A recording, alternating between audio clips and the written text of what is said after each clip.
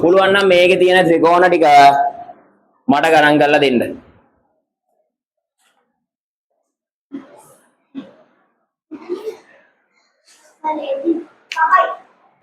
මෙන්න මෙහෙම කරන්න. මෙතන හිස් තැනට 1 දාගන්න.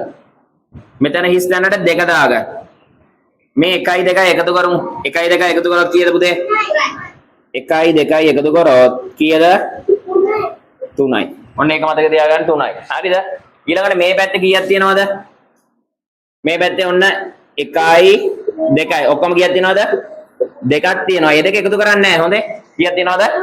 2ක්. ඊළඟට මේ රවුම් කරපු එක්කෙනාවයි කොටු කරපු එක්කෙනාවයි මොනා කරනවද? ගුණ කරනවා. 3 වරක් 2 කීයද? 3 වරක් 2 6යි. හරිද? දන්න කිව්වේ? යටින් අංක දාමු. 1 2 3. 1යි 2යි 3යි මොනා කරනවද?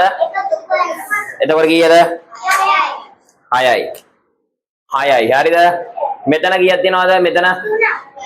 මෙතන 3ක් තියෙනවා. මේ 3යි 6යි මොනා කරනවද? ගුණ කරනවා. එතකොට උත්තරේ 18යි.